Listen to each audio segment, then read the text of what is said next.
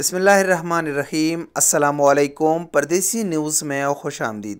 سعودی محکمہ traffic police یعنی سعودی مرور کی طرف سے ناکارہ گاڑی کو اپنے نام سے ہٹانے کے لیے 1 سال کا مہلت دے دیا گیا ہے۔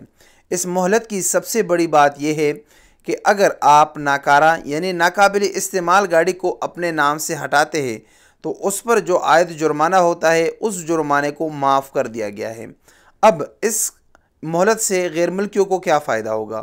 سعودی عرب میں آپ جانتے ہیں کہ اگر آپ کے اقامے پر کوئی گاڑی رجسٹر ہے تو جب تک وہ گاڑی آپ اپنے نام سے نہیں ہٹاتے اس وقت تک آپ کا فائنل ایگزٹ یعنی خروج نہائی نہیں لگ سکتا۔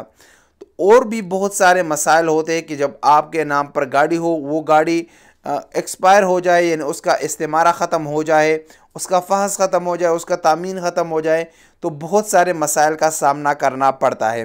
تو اب سعودی ٹریفک پولیس یعنی سعودی مرور کی طرف سے یہ جو مہلت دے دیا گیا ہے اس سے سعودی شہریوں سمیت ہمارے غیر ملکی بھی فائدہ اٹھا سکتے ہیں۔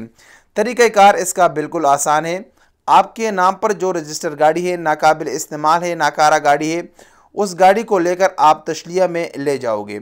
تشلیہ وہ جگہ ہوتی ہے جہاں پر پرانی گاڑیاں موجود ہوتی ہیں۔ ناکارہ ناقابل استعمال گاڑیوں کا ایک جگہ ہوتی ہے جس کو تشلیہ کہا جاتا ہے۔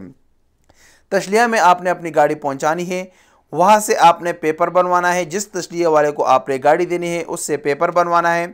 آپ نے اپنی گاڑی سے نمبر پلیٹ لے کر اور اس پیپر سمیت مرور کے دفتر جانا ہے، وہاں سے آپ کے ریکارڈ آپ کے نام سے وہ گاڑی ہٹا دی جائے گی اور اس پر کوئی بھی جو جرمانہ ہوگا وہ آپ کو معاف کر دیا جائے گا۔ دوسرا طریقہ کار اس کا ابشر کے ذریعے ہے جو ابھی تک شروع نہیں ہوا، آنے والے چند ہی دنوں میں ابشر کے ذریعے بھی آپ اپنے ناکارہ گاڑی کو اپنے نام سے بنا کسی جرمانے کے ہٹا سکتے ہیں۔ تو یہ انتہائی اہم موقع ہے ان غیر ملکیوں کے ساتھ جن کے نام پر ایسی گاڑیاں رجسٹر ہے جو ناکارہ ہے، ناقابل استعمال ہے۔ تو آپ اس مہلت سے فائدہ اٹھا سکتے ہیں اور ناکارہ گاڑی کو اپنے نام سے ہٹا سکتے ہیں بنا کسی جرمانے کے۔ امید ہے جن لوگوں کو اس مسئلے کا سامنا تھا اس ویڈیو سے اور اس مہلت سے ان کو فائدہ ہو جائے گا اور اپنے نام سے ناکارہ ناقابل استعمال گاڑی کو ہٹا سکیں گے۔ السلام علیکم ورحمۃ اللہ وبرکاتہ۔